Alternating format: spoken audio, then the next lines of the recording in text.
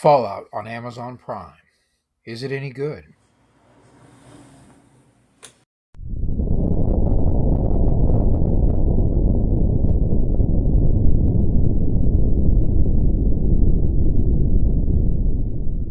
Hello, ladies and gentlemen. It's your boy Belmont, and this is Power Vacuum, the show where I ramble about various forms of entertainment media.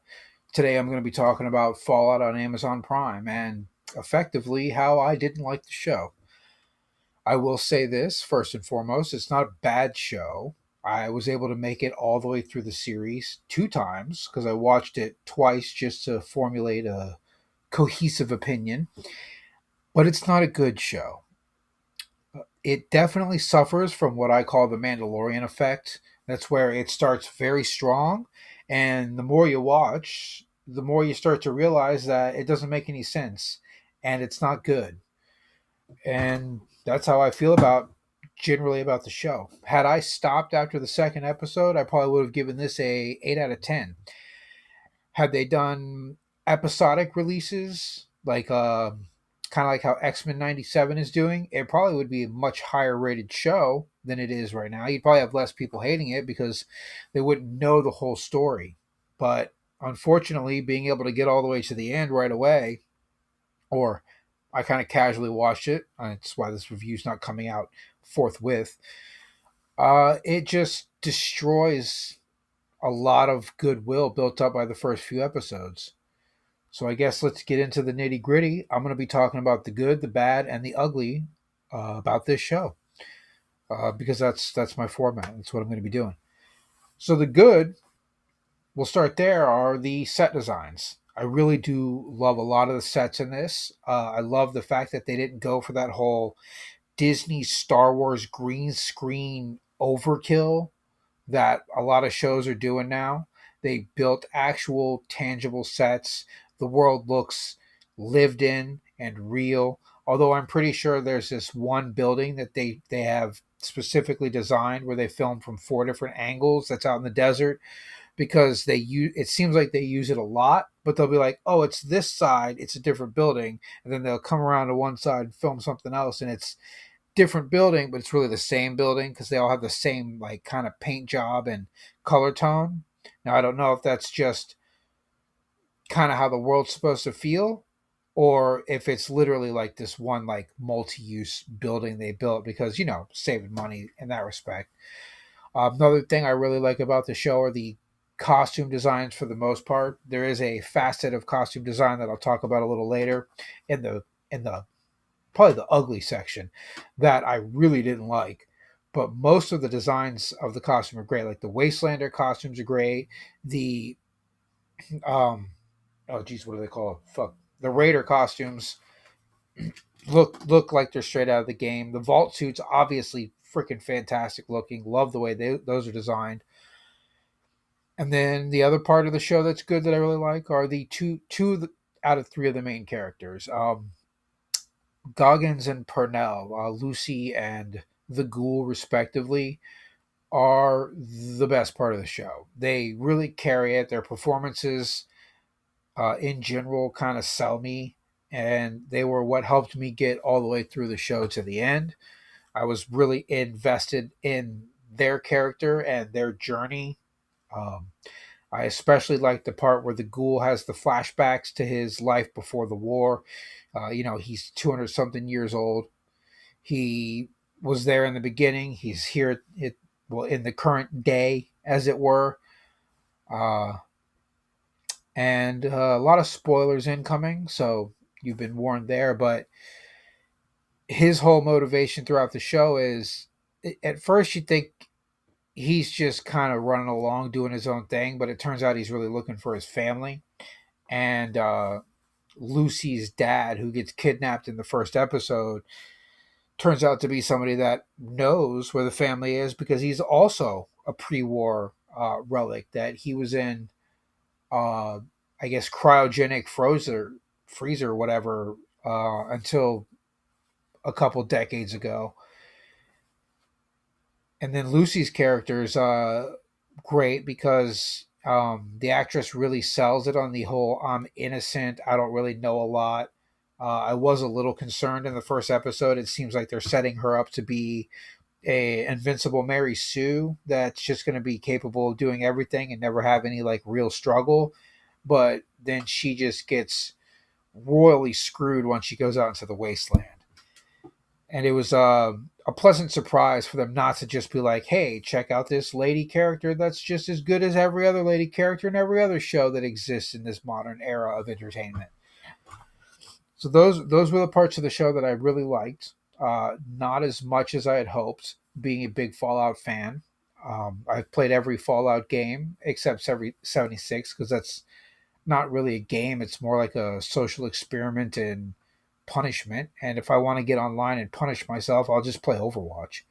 Like I'm not gonna. I don't play Fallout for a griefing experience. I play it to explore the wasteland and delve into the lore of this world. The bad parts of the show were the character Maximus. We'll start there. Um, I did not like that character at all. I don't know if he's designed to be hated or if it was just a combination of the actor not selling the role and the writing. I definitely know the writing has a lot to do with it because Maximus is basically that manager that you've had, that everyone's ever had when they've worked a regular job, that they have no idea why he's in the position he's in. You're just like, how did this guy get promoted to this position and he's this incompetent and this unskilled for the job that he has? Like he's greased all the right palms and he's just rubbed all the right backs, and or he is screwing the sister of the boss, so he just got put in that position because the character of Maximus has this situation where he basically, in the beginning, he's suspected of having sabotaged a fellow brother of the Brotherhood of Steel. And instead of being punished, he's rewarded by taking their place. He just lets his knight die that he's the squire of. The guy's like, give me a stem pack. And then he's like, basically, he doesn't say no, he just doesn't do it, lets him die. Although I will defend that a little bit because the dude was saying some dumb shit that you do not say to somebody who you want to save your life. Like if I were in the situation where this guy's like, yo, give me the thing, heal me so I can have these people hang you, I'm not going to do it. I'm just going to be like, no, that's not happening. You want me to save you so you can kill me? Well, yeah, sorry, buddy. I'm just going to let you die. And he does that. But then he takes the guy's armor and his name.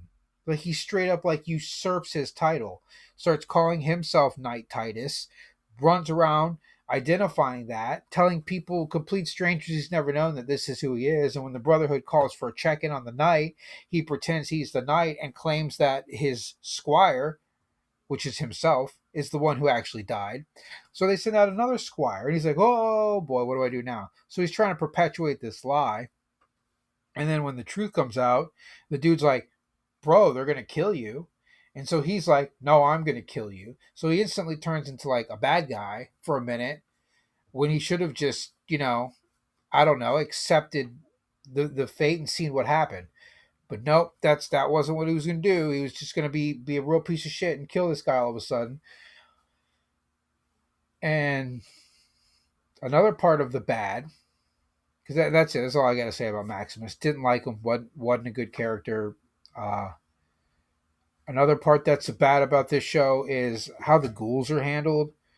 I don't know why they made the decision to invent this new rule for the ghouls in this world, but they require this stuff that's called serum or ghoul serum, or they don't really explain it. They don't explain where it comes from. You can kind of like have to assume that it's harvested from other ghouls, so it's like this self-perpetuating cycle. And what it does is it prevents them from becoming feral. Like as long as they have access to the serum and they drink it, they don't lose their minds, they don't lose their humanity and start attacking people, which is nonsense because in the games, they make it seem like becoming a feral ghoul versus a sentient ghoul is a matter of willpower and resolve. Like the stronger your willpower, the less likely you are to become feral.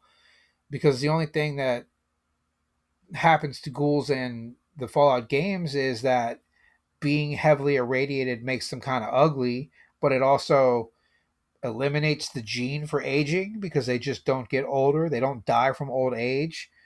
But in this show, they're like these invincible monsters, like except when they don't need to be. So like the ghoul, who's the main ghoul, gets shot up a bunch in the beginning of the show, but he's just perfectly fine. Like it doesn't seem to affect him at all. And then one of the squires gets turned into a ghoul from an injection, but he doesn't turn ugly. He doesn't lose his nose, and he just looks human and instantly heals from anything that would be fatal to most people. And it's absolutely absurd because that's not how ghouls work. Like in the games, yes, they live forever. They don't die from natural causes. Radiation has no effect on them, but they still need to eat food. They still need to drink water. They still need to do the basic things that require survival. But not in the show. Just drink your little drink. Shoot your Red Bull shot, and you're good to go. You're fine. You won't go crazy. You live forever. But then they show the ghoul, the Goggins ghoul, eating several times in the show. And they even say that ghouls love chickens and will straight up attack a chicken on sight. And that's how you know they're feral or some nonsense like that. It's just one of those things they added that I was like, this is bad. You didn't need this in here. And another bad thing is just some of the dialogue in this show is straight up stupid. I just straight stupid. Like there's this one line about little boys peeing on the wall when they get mad. There's this another part that makes no sense because one of the characters in the vault calls another character in the vault a coward, and then he says, "We're all cowards. That's why we live in vaults." Except that same exact character that just said that line earlier in the show was ready and willing to run headlong into the unknown wasteland with Lucy, the main character, without fail or question. Like he was ready to give up the entire comfort life that he has known, his whole existence, to follow this person into the wasteland. That's not something a coward would do. Like a coward would be like, "Oh, I don't think you should go. You shouldn't do that. It's crazy out there." Not, "I'm going to come with you and help you." Obviously, like Lucy drugs him so he passes out and he can't follow her. But you can't call yourself a coward if you're willing to risk everything just to go out into the world for another person. That's not cowardice. It's a stupid line. It's like the writers who wrote that line didn't even bother reading the script from the first episode. You know, it's little. There's a couple of little things like that. There's like this Enclave guy that's the main driving force for the show. Everyone's looking for him. He has this technology that's going to change the world. He's just there, and he says like this stupid shit about it would be easier for you to just carry my head than it would be for me to walk. So I took this cyanide tablet and I'm going to die. And you need to cut my head off and walk around with it. And I'm like, that's also kind of dumb. But I guess they made it easier for the writers to have one less character to worry about dialogue for. And then they just, the goal is now this dissevered head that they need to do something with. Um, it's just, yeah, there's just lots of little examples of like dumb lines, dumb dialogue. Like this guy that's trying to get water out of a water filter by dumping sand into it. And it's like, yeah, I get it. He's from the wasteland, but if you grew up in a desert, you would have some survival instincts on how water works. And yeah, that's the bad. The ugly is back to the Brotherhood of Steel now. The freaking power armor. Like, I do not know who made this decision. I do not know why they even bothered with it. But the power armor, when you just look at it, like in a still frame or if it's standing still, like behind a character being intimidating, looks great. But then the second they start moving, you can tell this is just like cheap foam. I don't know if it was EVA foam. I don't know if it was vacuum form or if it's just like something with Warbler over it. It looks like cosplay material. It moves like it's maybe the whole suit of armor weighs 10 pounds. Like there is no substance or weight to these freaking power suits, and they add in these ridiculous like gear sounds and like these like noises and like loud thumping when the freaking every step they take, and it does nothing to support what you see on screen. Like it was actually immersion breaking. I was like, whoa, this looks bad. I've been to like Dragon Con or MegaCon or other, various cons where I've seen people that have created their own power armor that looked better than what was in this show. Like my best comparison is you have this multi-million-dollar show where the power armor looks worse than cosplayers in the way that the Ring of Power armor looks worse than the Lord of Ring armor, like the Lord of Rings movie, despite the fact it cost way more to make the show than it did to make those movies. It's that level of like jarring to see the difference if you've ever seen cosplay power armor in real life. And another, again, this is another Brotherhood of Steel thing. The ugly is they keep showing this one scene of Maximus as a kid having survived an apparent nuclear blast by hiding in a milk fridge. And they've shown it like 4 or 5 times where he gets out of the fridge as a kid. They keep flashing back to it, and he like opens the door, and the biggest problem is you can see right through the fridge. There's a freaking hole in the back of the fridge, and I'm supposed to just I can suspend my disbelief pretty far, but I'm supposed to believe that this child is the lone survivor of this whole community getting nuked by surviving in a fridge, Indiana Jones style. And the worst part is the fridge, it's not laying down, it's still standing up. And it's feet, a mere like dozen, maybe less than a dozen feet from the crater of the explosion.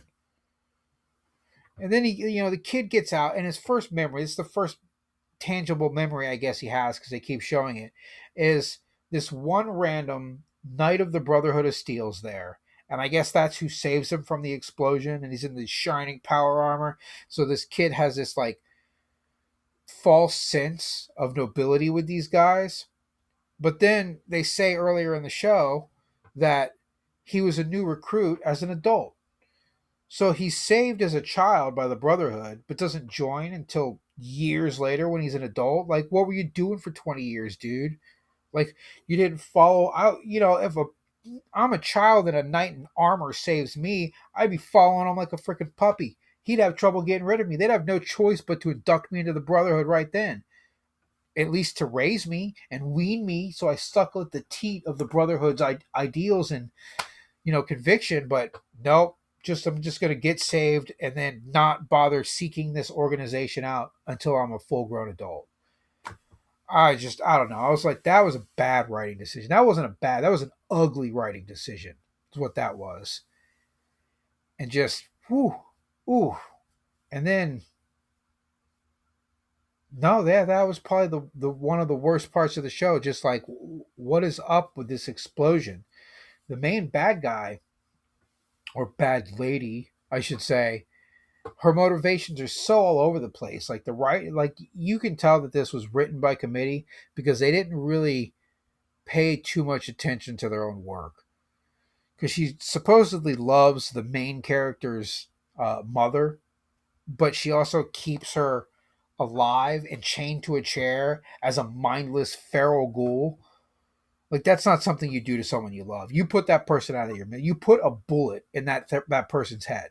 Like not even person, that monster, because they're gone. The person doesn't exist anymore. Why would you keep that around? That's just a horrible reminder of what happened to him. It was insane. Like actual insane. Your inability to come to grips with reality lets you subject this person to an endless life of torture for the past 20 years or so. I just, whew, like that was one of those moments I was like, this is some ugly writing. And it's, why I got to the end of the show and I was just like, I can't. It's not a good show. I mean, I'm going to give season 2 a chance once they come out. Hopefully, they'll be able to right some of the wrongs or learn from their mistakes. But like I said, it's not a good show. I mean, it's also not a bad show. Definitely probably sub mid, somewhere in between bad and mid. If I were to give it a rating, I'd probably give it like a 4.7 out of 12.3 if you want to do the math on that. So yeah, that's my review of Fallout from Amazon Prime. Belmont out.